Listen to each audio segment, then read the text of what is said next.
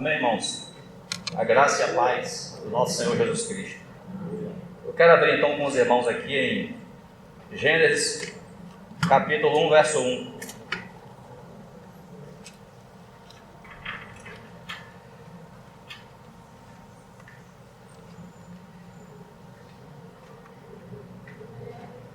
Amém. E enquanto os irmãos aí estão pegando o versículo, a gente tem mais uma palavra de oração. Amém? Senhor, muito obrigado pelo teu grande amor manifestado ali na cruz e porque o Senhor nos concede mais um primeiro dia da semana para fazer memória dessa obra maravilhosa de redenção. O amor e a graça do Senhor que nos alcançaram. Muito obrigado, Senhor. Ainda estamos na tua presença, diante da tua palavra. E o Senhor mesmo declarou ali através do salmista que a exposição das tuas palavras ilumina, traz revelação. Nós pedimos a ti, Senhor, humildemente, que nos ilumine através da exposição da tua palavra, que fale aos nossos corações conforme a tua vontade, e que o Senhor desfaça toda a obra das trevas para trazer perturbação, para ir ao encontro daquilo que o Senhor deseja realizar através da tua palavra. O Senhor mesmo cinja as nossas mentes e abençoe os nossos corações. Pedimos em nome do Senhor Jesus Cristo. Amém. Irmãos, os primeiros 2 versículos aí do livro de Gênesis. No princípio, criou Deus os céus e a terra. A terra, porém, estava sem forma e vazia. Havia trevas sobre a face do abismo, e o Espírito de Deus pairava por sobre as águas. No princípio criou Deus os céus e a terra. A terra, porém, estava sem forma e vazia. Havia trevas sobre a face do abismo, e o Espírito de Deus pairava por sobre as águas. Irmãos, há um tempo atrás, não me lembro quanto tempo, eu estava aqui meditando com os irmãos nos últimos capítulos de Apocalipse, 21 e 22, falando ali sobre um aspecto da Nova Jerusalém. E ao meditar sobre esse assunto, confesso aos irmãos que me senti inclinado a revisitar essa palavra, visitar novamente a palavra do início, a palavra da criação, a palavra do início de tudo, o livro de Gênesis.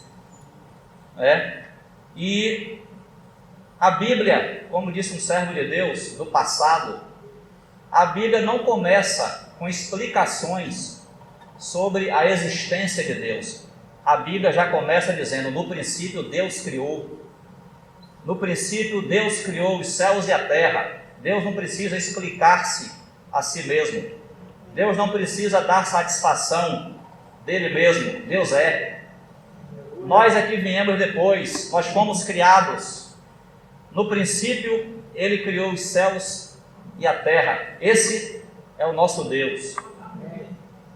E no versículo 1, quando diz assim: no princípio, Deus criou, aqui nós sabemos que esse é o princípio da criação.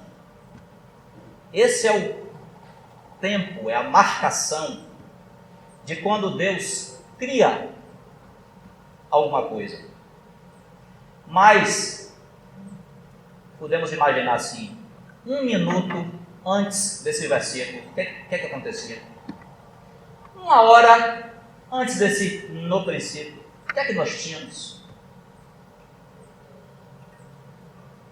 O que nós tínhamos antes desse princípio de Gênesis 1:1 é aquele no princípio de João, capítulo 1, verso 1. Eu quero ler com os irmãos, pode deixar Gênesis marcado aí. O Evangelho de João, capítulo 1, verso 1, também relata um princípio, nós conhecemos muito bem. Pode deixar sua Bíblia marcada em Gênesis 1, mas aqui, João, capítulo 1, verso 1. No princípio, está vendo? Mas aqui não diz se no princípio Deus criou alguma coisa. Deus criou alguma coisa lá em Gênesis 1. Mas aqui não fala que Deus criou nada. No princípio era o Verbo.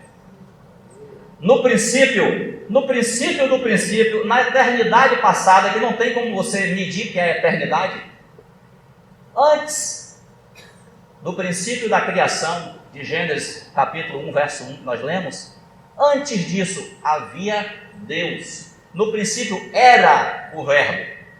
E o Verbo estava com Deus. E o Verbo era Deus. Acabou. Não tinha criado nada aqui, nem céu, nem terra, é só Deus. Porque Deus, Ele é. Deus é. Eu e você e o universo fomos criados. Mas Deus não, Deus é. Então antes de Gênesis 1:1, no princípio Deus criou, você tem, no princípio era o Verbo. E o Verbo estava com Deus, e o Verbo era Deus. Nós, com a nossa capacidade limitada, nós medimos todas as coisas com os princípios de início e fim. Porque você teve um início e teve um fim, e terá um fim. E tudo nessa vida tem início e tem fim. Então, aquele princípio de Gênesis é o princípio da criação. Mas antes da criação, Deus já era. E Deus não tem início e nem fim. Deus é Deus. Então esse princípio aqui do Evangelho de João, no princípio era o Verbo, é um princípio anterior ao princípio de Gênesis 1. Ali Gênesis 1 é o princípio da criação. É quando Deus cria os céus e a terra. É quando o Deus triuno, nós sabemos pela Bíblia, é claro que para compreender a Bíblia, nós não só lemos Gênesis, nós não só lemos João, nós lemos a Bíblia inteira para compreender ela inteira, porque a Bíblia se explica. Então, nós sabemos pela Bíblia que ali o Deus triuno, o Pai, o Filho e o Espírito Santo, que não são três deuses, mas são as três pessoas divinas, formando um só Deus. Nós não acreditamos em deuses, acreditamos no nosso único Deus. Somos monoteístas, só um Deus, há somente um Deus. Mas esse Deus se manifesta em três pessoas: o Pai, o Filho e o Espírito Santo. Não tente entender muito isso, porque ninguém explica Deus mesmo. Não tente entender como é isso. Deus é Deus. Deus é Deus. Ele se manifesta através do Pai, do Filho e do Espírito Santo. O Pai não é maior do que o Filho, nem o Filho é maior do que o Espírito, nem o Espírito é maior do que o Pai. Eles são Deus. Eles não são deuses, eles são Deus. E nós sabemos que aqui no início da criação, o Deus triuno estava aqui criando os céus e a terra. Você pode substituir no seu pensamento a expressão os céus e a terra pelo universo. O universo foi criado aqui. As religiões espiritualistas aí fora tratam do universo como uma entidade. Tem pessoas que dizem assim: eu agradeço ao universo. Oh, que pena. O universo é criado. O universo é criação. Nós agradecemos a Deus que criou o universo. Porque uma coisa é o Deus criador, outra coisa são as coisas criadas, totalmente diferentes. Então, o Deus triuno estava aqui criando todas as coisas. Tudo aquilo que a ciência ainda tenta explicar hoje, tudo aquilo que a ciência tenta correr atrás da explicação, Deus criou aqui os céus e a terra. Gênesis 1, verso 1. E irmãos, ó, você está com sua Bíblia em João 1, nós lemos agora. No princípio era o Verbo, e o Verbo estava com Deus, e o Verbo era Deus. Aqui, por conta da revelação do Evangelho, o Evangelho são as boas novas de salvação, não é assim? Por conta da revelação do Evangelho, o Espírito Santo, através de João, ele está enfatizando que o Verbo, o Filho de Deus, o Filho, nós sabemos pela Bíblia que Deus, ele é triuno, é o Pai, o Filho e o Espírito Santo. Então, o Filho, uma das pessoas de Deus, já estava com Deus. E aqui o Espírito Santo está, através de João, nos dizendo que esse Verbo já estava com Deus e era Deus, e esse verbo se fez carne e tabernaculou entre nós. Então a revelação está afunilando, dizendo assim, aquele Deus da eternidade, que criou tudo, ele veio à terra, se fez carne para poder morrer por nós. Essa é a revelação aqui, por isso que está enfatizando que no princípio era o verbo. E o verbo estava com Deus, e o verbo era Deus. O Deus triuno estava ali criando todas as coisas, no versículo 1 do capítulo 1 de Gênesis. E como é que a Bíblia descreve aqui, ó, verso 3, todas as coisas, todas, sem exceção, não deixou margem para você acrescentar mais nada aqui. Todas as coisas foram feitas por intermédio dele, e sem ele, nada do que foi feito se fez. O Deus triuno, inclusive o verbo, inclusive o Filho de Deus, o Logos, estava ali, ó, criando todas as coisas. No princípio, Deus criou os céus e a terra. Todas as coisas foram feitas por intermédio dele, e sem ele nada do que foi feito se fez. Leia comigo, por favor, Colossenses, capítulo 1.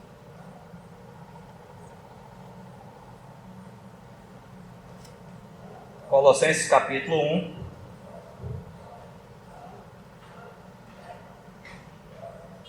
verso de 13 em diante. Nós estamos considerando aqui esse momento da criação. Então, ó, o 13 é um versículo bastante conhecido, 1,13, porque nós inclusive lembramos dele aqui no Partir do Pão. Ele nos libertou do império das trevas e nos transportou para o reino do Filho do seu amor. Aí vai começar a falar do Filho do seu amor, o Filho de Deus, Jesus Cristo, Deus encarnado, no qual, ó, nesse Filho, no qual temos a redenção, a remissão dos pecados, porque somos pecadores, precisamos de um Salvador, precisamos de ser remidos, perdoados dos nossos pecados, no qual temos a redenção, a remissão dos pecados. Este, o Filho, é a imagem do Deus invisível, o primogênito de toda a criação. Primogênito de toda a criação, pois nele foram criadas todas as coisas, nos céus e sobre a terra. Está vendo? Não só o céu e a terra, como tudo que existe nos céus e na terra, foram criados ali pelo Deus triuno. E o Filho, esse verbo que veio à terra, estava presente. Pois nele foram criadas todas as coisas nos céus e sobre a terra. Aí a Bíblia vai detalhar do que ela está falando. As visíveis e as invisíveis. Está vendo, irmãos? Nós temos um universo macroscópico, os grandes astros, as grandes estrelas. Esse Sol que serve ao nosso planeta, que não é o maior Sol que existe, mas é um exemplo tremendo de grandeza de Deus.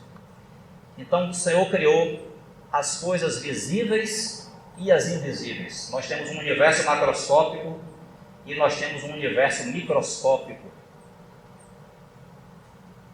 que só é visto através das lentes de um microscópio. E lá e mais, na continuação do versículo você vai também ver que as coisas invisíveis também são o mundo espiritual.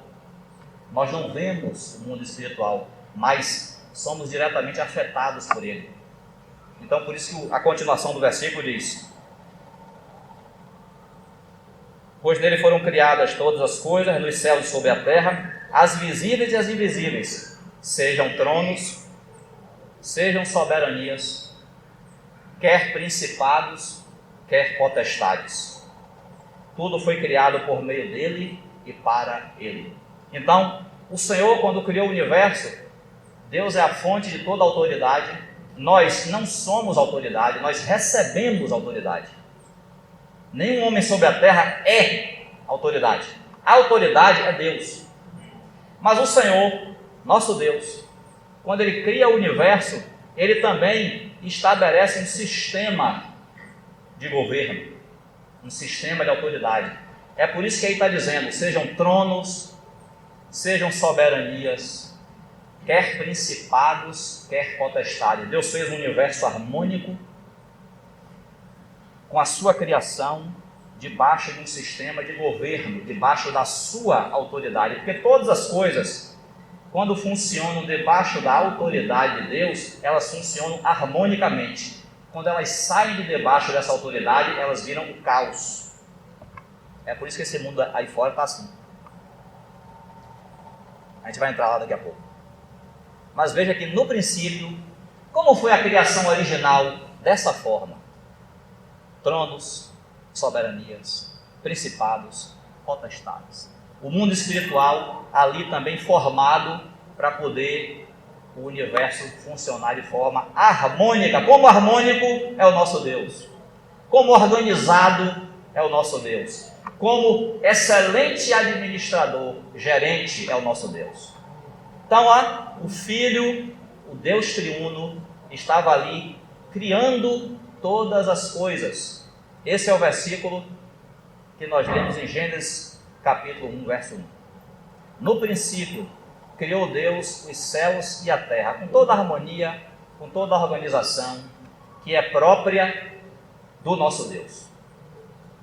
Mas, irmãos, nós cremos, e a gente não precisa polemizar, mas nós cremos e temos aprendido que uma coisa é você ler o verso 1 do capítulo 1 de Gênesis. No princípio, Deus criou os céus e a terra. Uma coisa é isso aí.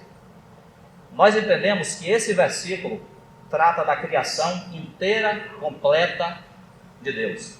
Deus criou os céus e a terra. Hebreus 11 diz assim: pela fé nós entendemos que o universo foi formado pela palavra de Deus. Então, lá em Gênesis capítulo 1, o verso 1 trata de toda a criação. Dessa forma como nós vimos em Colossenses. Tudo harmônico, tudo certinho e com um propósito. A criação não foi criada para ela, não. Tudo foi criado por meio dele e para ele.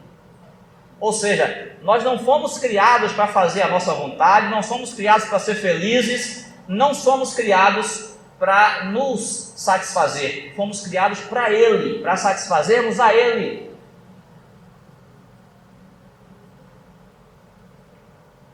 Isso é o versículo 1.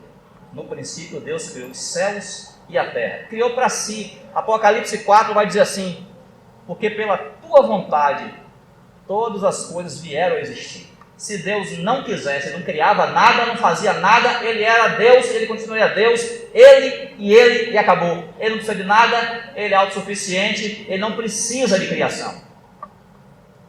Mas ele decidiu criar. Ele decidiu, como alguns irmãos de forma poética definem, ele decidiu mostrar o seu amor e a sua grandeza para as criaturas. E por isso ele nos criou. Não pensemos nós que Deus nos criou porque ele estava sozinho. Deus estava sozinho. E aí criou o homem para fazer companhia a ele. Não existe isso. Isso é nosso. Isso é nosso. Nós nos sentimos sozinhos, Deus não. Então ele cria ali, irmãos, os céus e a terra, o universo inteiro. Mas no versículo 2, há irmãos que não creem nisso, mas nós cremos. Nós vemos na Bíblia base para crer dessa forma. No versículo 2, o texto como que difere de toda essa harmonia da criação no versículo 1. Porque no versículo 2, quando nós entramos lá voltamos lá para Gênesis capítulo 1, vamos lá, né? No versículo 2, Gênesis 1, 2, diz assim, a terra, porém, a terra, porém, era sem forma e vazia. Os irmãos sabem que, porém, mas, contudo, entretanto, são palavras na nossa língua que denotam uma mudança de raciocínio, não é? Eu ia para o trabalho, mas eu resolvi voltar para casa, mudou. Eu preguei o Evangelho para ele, mas ele não quis receber Jesus como seu Senhor e Salvador. Mas contraria o que vem antes. Então você tem, no princípio, Deus criou os céus e a terra, porém, era sem forma e vazia. É uma ideia, eu não sei se os irmãos conseguem acompanhar o nosso raciocínio, mas é uma ideia assim, distoante.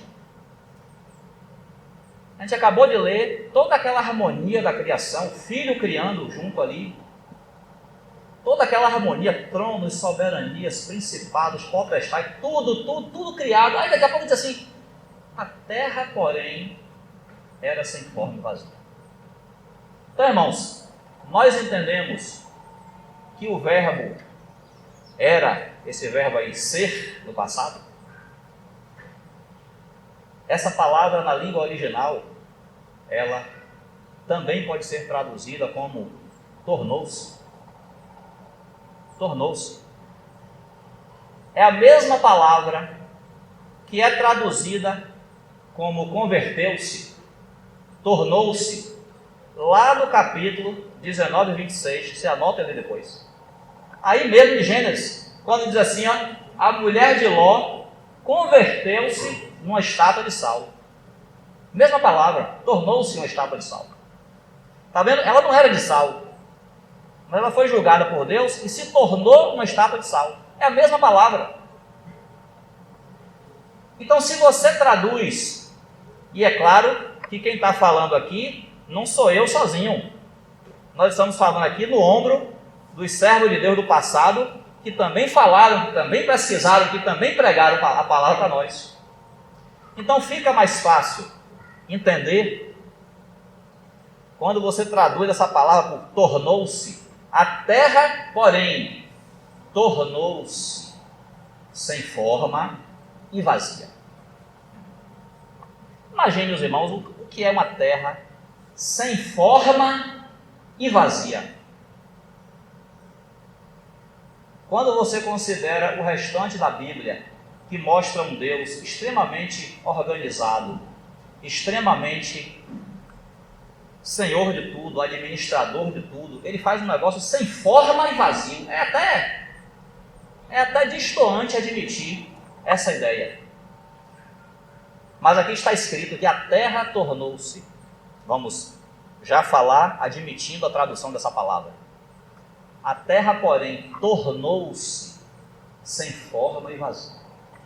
Aí, você começa a compreender que versículo 1 relata toda a criação, mas o versículo 2 relata uma desordem que aconteceu na criação.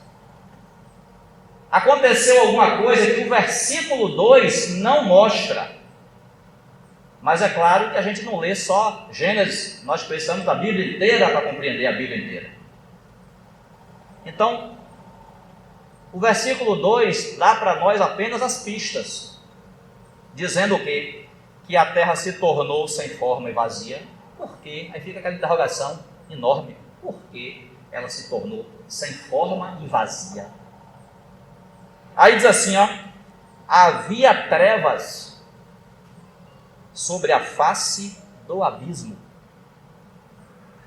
e o Espírito de Deus pairava por sobre as águas. Ó, havia trevas. Irmãos, o surgimento dessa palavra trevas nesse versículo deve ser para nós extremamente sinalizador. Onde nós encontramos trevas na Bíblia, marque, preste bem atenção, trevas não tem nada a ver com Deus. O Evangelho não, a primeira carta de João, lá no capítulo 1, os irmãos depois podem ler, ele vai dizer assim, ó, ora, a mensagem que da parte dele temos recebido é essa, que Deus é luz, e não há nele treva nenhuma treva. Então o surgimento dessa palavra trevas aqui no versículo 2 é extremamente desconfiante. Havia trevas sobre a face do abismo. Alguma coisa acontece que desarmoniza a criação original. Alguma coisa acontece que torna a criação confusa. A terra que nós cremos foi formada maravilhosamente linda e harmônica, ela agora se torna sem forma e vazia. Então acontece alguma coisa aqui para essa terra ficar sem forma e vazia, né? E aí, claro que não vai dar tempo, se o senhor permitir, continua depois, mas ó, leia comigo, irmãos, ó. Os irmãos sabem que o livro de Jó, abra ali comigo. Jó, na verdade, é o primeiro escrito do Antigo Testamento. Nossa Bíblia começa com Gênesis, mas o primeiro escrito do Antigo Testamento é o livro de Jó. E ali no capítulo 38, eu queria que os irmãos abrissem comigo, Jó 38, o próprio Senhor inicia aqui uma conversa com Jó, e o Senhor vai falar sobre coisas aqui da criação. Ele como criador, está falando. Jó, eu estou em Salmo, ó. Jó 38, verso 1. Já chego lá, estava em Salmos. Aqui, olha só. Depois disto, o Senhor, do meio de um redemoinho, respondeu a Jó: quem é este que escurece os meus desígnios com palavras sem conhecimento? Cinge, pois, os lombos como homem, pois eu te perguntarei e tu me farás saber. Aí o Senhor vai começar a falar com Jó da criação. Ó, onde estavas tu quando eu lançava os fundamentos da terra? Ó, no princípio criou Deus os céus e a terra. O Senhor está perguntando, você estava onde quando eu lançava os fundamentos da terra? Dize-mo, se tens entendimento. Quem lhe pôs as medidas, se é que o sabes? Ó, Deus, irmãos, Deus é um Deus que gosta de matemática. Você gosta de matemática? A matemática tem tudo a ver com a criação de Deus. Quem pôs as medidas da terra? Não sei se você gosta de matemática, não. Mas eu quero dizer, a criação de Deus é toda matematizada. Porque Deus é um Deus de harmonia. Quem lhe pôs as medidas, se é que o sabes? Ou quem estendeu sobre ela o cordel? Sobre que estão fundadas as suas bases? Ou quem lhe assentou a pedra angular, quando as estrelas da alva juntas alegremente cantavam e rejubilavam todos os filhos de Deus?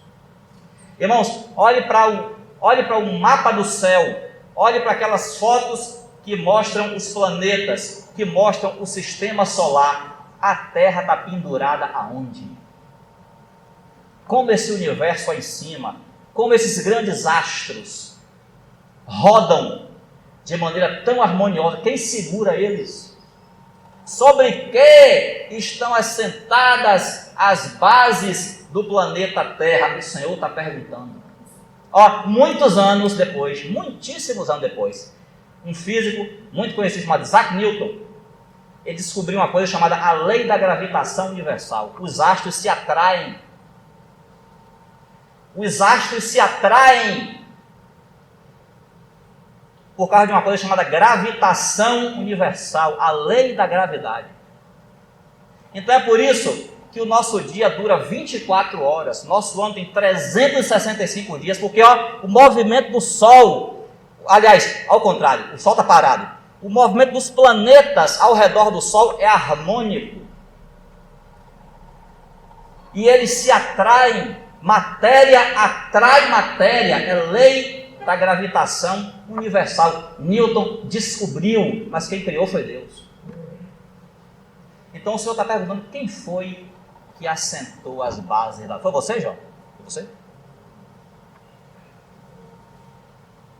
Sobre que, verso 6, sobre que estão fundadas as suas bases, ou quem lhe assentou a pedra angular?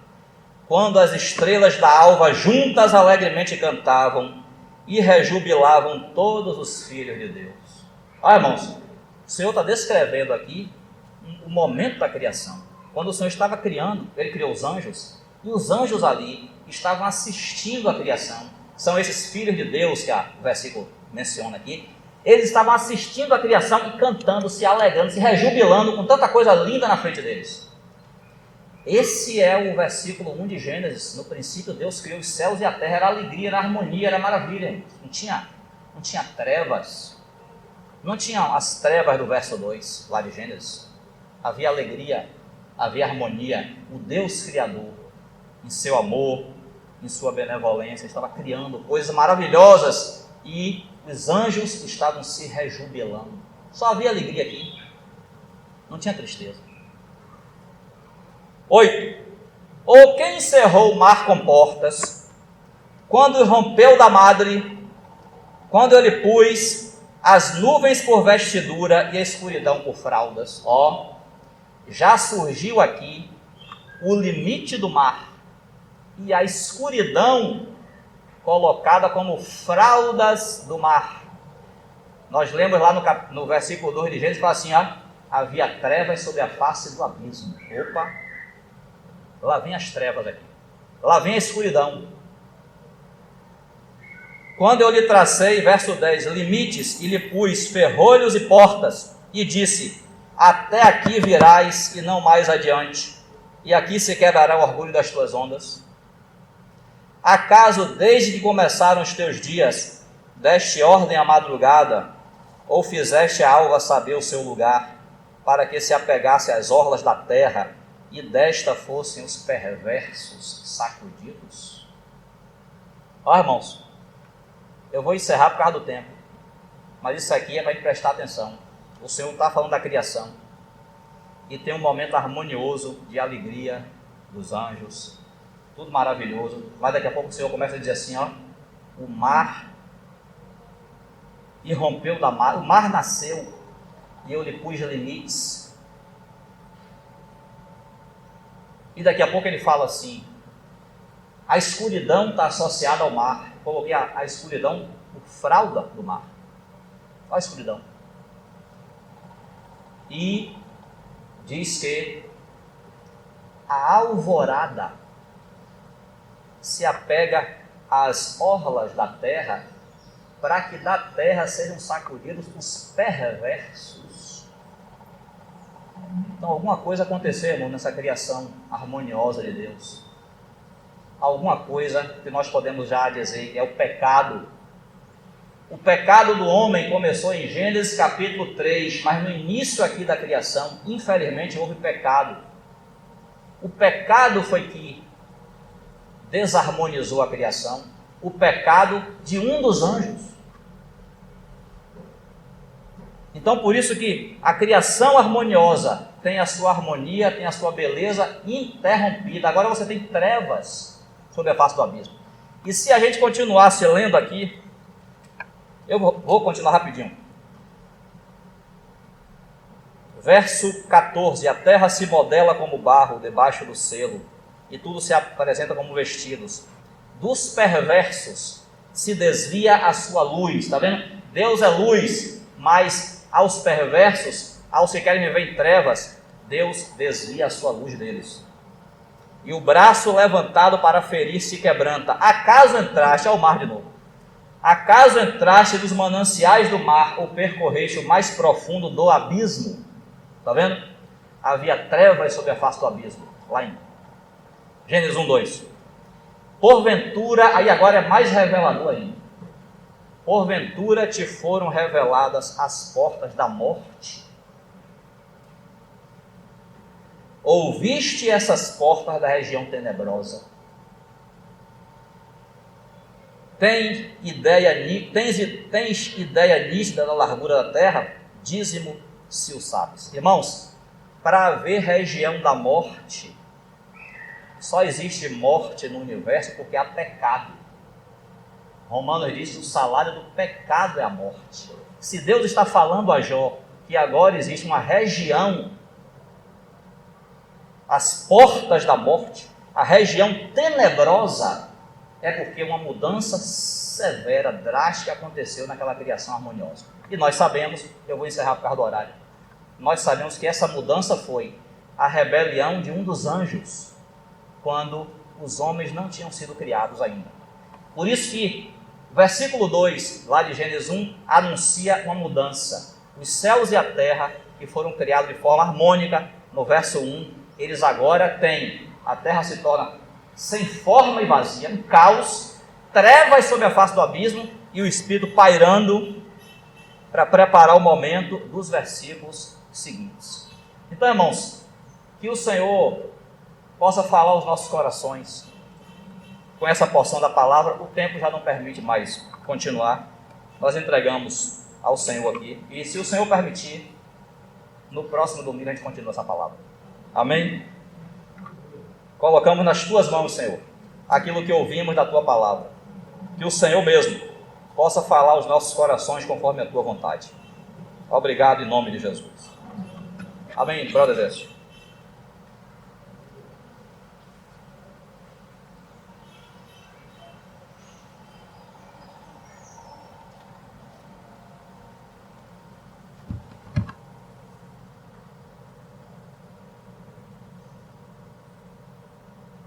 Antes dos avisos, queria ler com os irmãos 1 Timóteo capítulo 2, a partir do versículo 1.